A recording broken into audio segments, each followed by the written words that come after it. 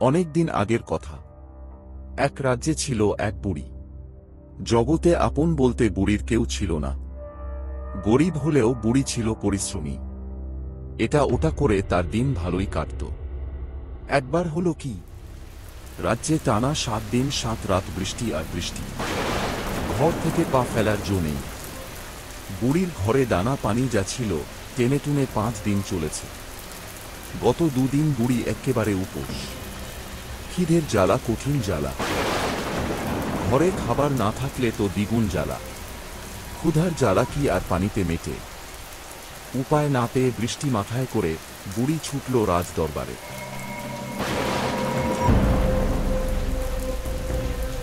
রাজা ছিলেন পরম দয়ালু।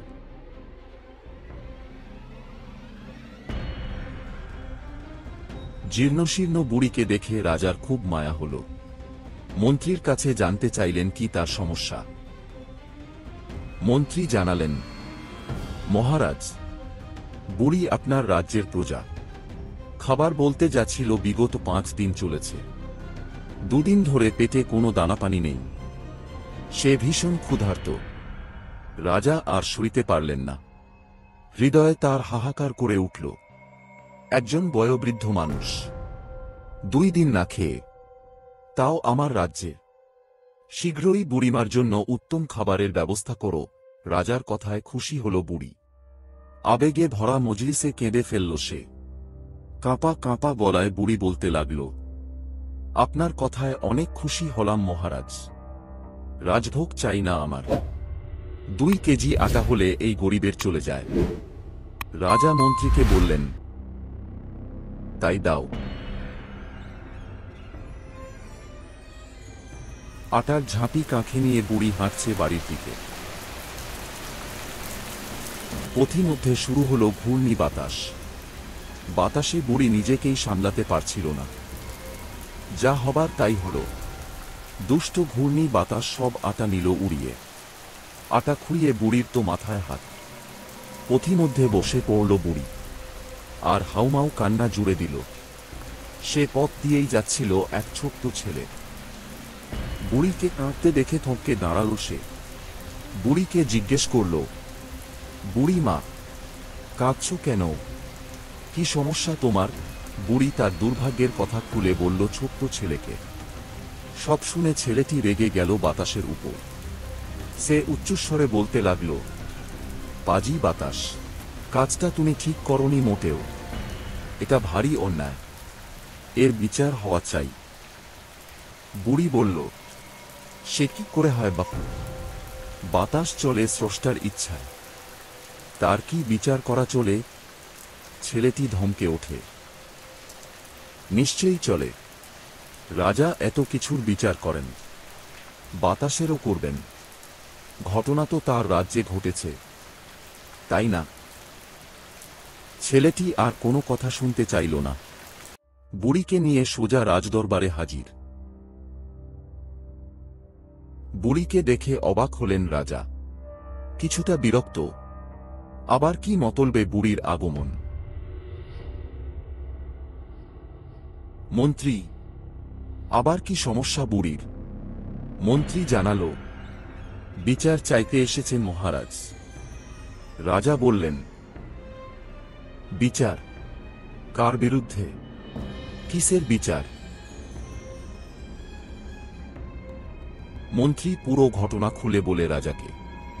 সব শুনে রাজা বললেন, সবই তো বুঝলাম। কথা হচ্ছে বাতাসের বিচার করা আমার সাধ্যে নাই। মন্ত্রী, বুড়িকে 2 কেজি নয়, 2 বস্তা আটা দিয়ে দাও। আর হ্যাঁ, অবশ্যই বাড়ি পর্যন্ত পৌঁছে দাও। যেই না বুড়ি রাজি হতে যাবে, ছেলেটি ইশারায় না করল বুড়িকে। বুড়ি বলে উঠল, না মহারাজ, আমি বিচার চাই। বুড়ির কথা শুনে রাজা গেলেন ক্ষেপে। বাতাস কি আমার প্রজা? আমি কিভাবে বিচার করব? যাও, যাকে দিয়ে পারো বাতাসের বিচার করাওগে। আমার পক্ষে একাজ সম্ভব নয়। এই সুযোগের অপেক্ষায় ছিল ছেলেটি।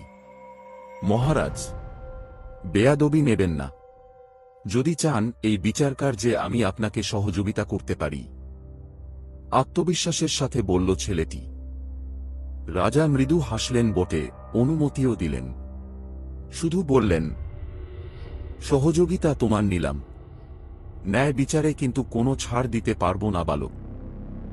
ছেলেটিও জবাব দেয়, ঠিক আছে, তবে শর্ত আমারও একটা আছে হুজুর। রাজা বলেন, কি তোমার শর্ত? ছেলেটি বলল, শর্ত তেমন কিছু না, আপনার শর্তই আমার শর্ত। যার যা ন্যায্য পাওনা নিশ্চয়ই তা ফিরিয়ে দেবেন। রাজা বলেন, অবশ্যই, নীতির প্রশ্নে কোনো আপোষ নাই বালক। সমুদ্র উপকূল থেকে বাতাসকে ডাকা হল। শুরু হল বিচার। বুড়ি তার অভিযোগ তুলে ধরল মজলিসে। আচ্ছা বাতাস, বুড়ির অভিযোগ কি ঠিক? এক শব্দে জবাব দেয় বাতাস, ঠিক। ছেলেটি আবার জানতে চাইল, একজনের আহার কেড়ে নেয়া কি অন্যায় নয়? বাতাসের চটজলদি জবাব, অন্যায়। তবে? ছেলেটি জানতে চাইল, তবেটা কি জনাব বাতাস? একটু খুলে বলা যায়? জি যায়। আটা আমি নিয়েছি, একটু তাড়াহুড়ো ছিল, অনুমতি নেবার ফুসরত পাইনি। বাদশার খাদ্য জাহাজ হাঙরের কামড়ে ক্ষতিগ্রস্ত হয়, জাহাজের তলায় সামান্য ফাটল ধরে। নাবিক তা জানে না, জাহাজটি ডোবার ভয় ছিল। বুড়ির আটায় জাহাজের ফাটল মেরামত করেছি, জাহাজকে তীরে ভিড়তে সহায়তা করেছি, প্রজাদের খাদ্য রক্ষা করেছি। এতে যদি অন্যায় হয়ে থাকে, শাস্তি পেতে কোনো আপত্তি নেই। পুরো সভায় তিন পতন নীরবতা। অবাক হয়ে বাতাসের কথা শুনছিল সবাই। এবার ছেলেটি রাজার দিকে তাকাল। মহারাজ, আমার কাজ শেষ। আমার মনে হয় না রায় দিতে হুজুরের আর কোনো সহযোগিতার দরকার আছে। রাজার খাদ্য জাহাজ বেঁচে গেছে শুনে রাজা তো মহাখুশি। তিনি সিংহাসন ছেড়ে দুপা নিচে নেমে এলেন, দুহাত উঁচু করে বাতাসকে ধন্যবাদ জানালেন, আর মজলিসের সবাইকে বলতে লাগলেন, ধন্যবাদই তো বাতাসের জন্য সেরা বিচার। কি বলেন সভাসদগণ? পুরো মজলিস কেঁপে ওঠে। মহারাজার জয় হোক। রাজা হেসে উঠলেন, বললেন, বুড়ি মা, আটা তো তোমার। তোমার দুদিনের আহার রক্ষা করল পুরো রাজ্যের 2 মাসের আহার। এ সম্পদ কেবল রাজ্যের নয়, এ যে তোমারও সম্পদ। বুড়ি খুশিতে কেঁদে ফেলে, শুনেছিলাম আমাদের মহারাজ দয়াবান, এখন দেখি নীতিবানও বটে। এমন রাজার প্রজা হতেই সুখ। এর চেয়ে বড় পুরস্কার আমার কি হতে পারে?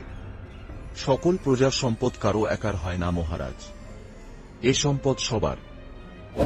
বুড়ির সাথে সুর মিলিয়ে রাজদরবার কাঁপিয়ে আওয়াজ ওঠে, মহারাজার জয় হোক, মহারাজার জয় হোক।